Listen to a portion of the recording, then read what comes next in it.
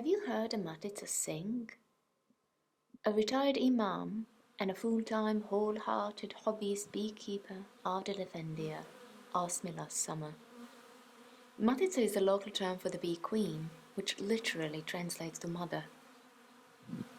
We pored over hives in his apiary, looking and listening for the signs of honeybees' swarming intent. When a hive raises young matica, the old one rallies a good number of resident bees to search for a new dwelling.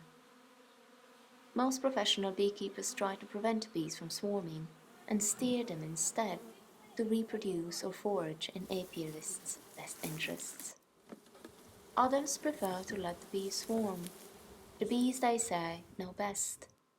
But devise ways of catching the runaway bees. The matica song I was supposed to listen for sounds like poot, poot, poot, while her bee supporters respond with something like cunt, cunt, cunt. Beekeepers know from experience that a sonorous exchange precedes the swarming event, and so they render it with an onomatopoeic translation to Bosnian Serbian Croatian. Poot sounds like trip, and cunt resembles an impatient when. All their observations and experience aside, beekeepers never tire repeating the hive remains a mystery, and the bees keep their secrets. The veiled hive inspires admiration and invites contemplation. My ears never quite trained to distinguish hive sounds, though I tried. As an anthropologist, I was fortunate to spend the year of 2017 investigating local apicultures across Bosnia and Herzegovina. Apiaries are small scale. Professionals keep from 30 to several hundred hives and collect the prize bee products, honey, pollen, propolis, wax, and what the English glosses as the royal jelly, but is known around here as the bee mothering milk.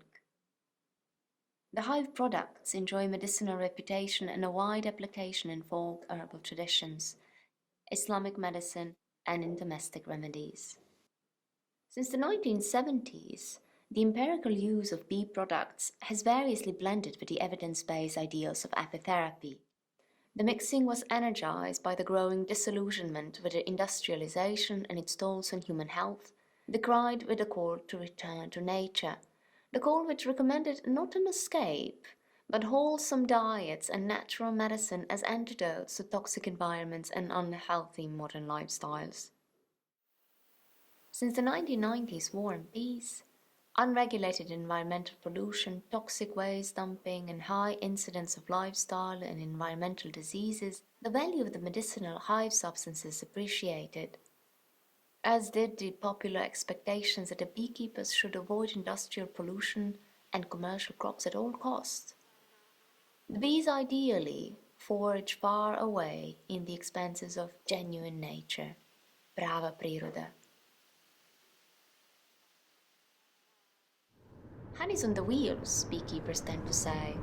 Years before the global climate change entered the vernacular, migrant apiarists developed hectic itineraries to hunt for forage in niche climate zones, track minute differences in altitudes and soil qualities, preferably far from commercial crops, away from industrial and residential zones, off the tarmac, up the mountains, deep in the forests, at the village outskirts. Just as often, the best forage sites are former battlegrounds, mine-littered, overgrown with melliferous and polliniferous weeds, shrubs and trees, largely abandoned by war refugees and post-war economic migrants, scarcely resettled and still ethno-nationally marked as a porous border between the two-partite state of Bosnia-Herzegovina. I think of front lines as the forefronts of biological and ethnic diversity, seedbeds of multi-species and multi-ethnic encounters. The abandon of vegetal and weedy rooting, shooting, budding and spreading over the grounds of combat, history and inter-ethnic violence hosts insective, floral, seasonal intensities and inter-ethnic intimacies. A melee is ongoing, tendencies for entwining and overcoming, for becoming and waning, invading and withstanding are rampant and shared, ever more than human. Golden locust limbed with bud and claw, fragrant linden, silkweed bursting, sunchoke, warm, false indigo adorned, brambles of dewberry and blackberry, thorned. But these affairs are not solely earthbound and airborne.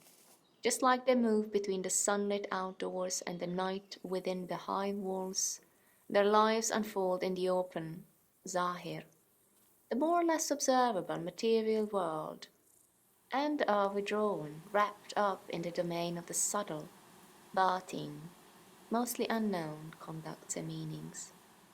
God knows what goes on in here. A chapter in the Quran entitled An-Nahl, the bees, recounts the instances of bees' divine inspiration. An imam told me that reciting An-Nahl surah enacts for him the swarm, the letters, each a vital angelic presence emanating blessings, disperse and thicken with insectic properties. Sufis told me that the hive resonates with human zikr, invocation of the root of all of the God's beautiful names, and the root of the universe, Huwa, Hu, Huwa, Hu.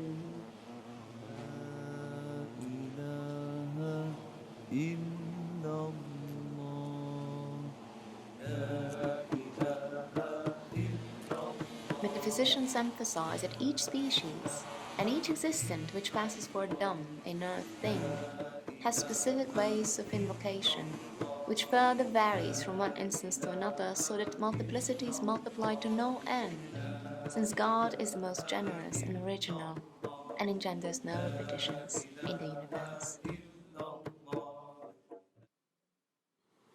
As a Winogrand Fellow, and courtesy of ACLS, I spent the year toiling in the concrete of Zahir, collecting evidence of how honeybees were handled in practice.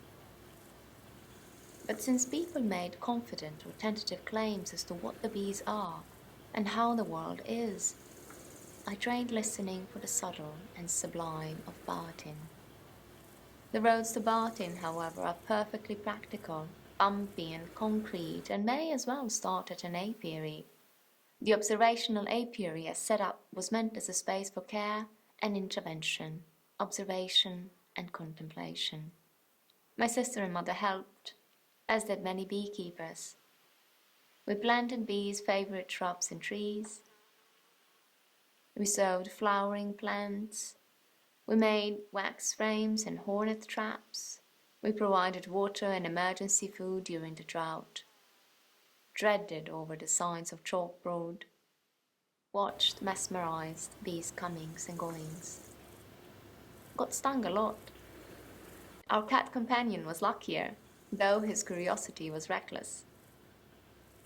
In the end, Barton in my records amounts merely to the hints and sense of an excess that transpires of writing, a sobering sense that the opacity we live by, fondling the taken for granted day in and day out, is earmarked with invitations to look and listen again. Chances are that Matica is singing.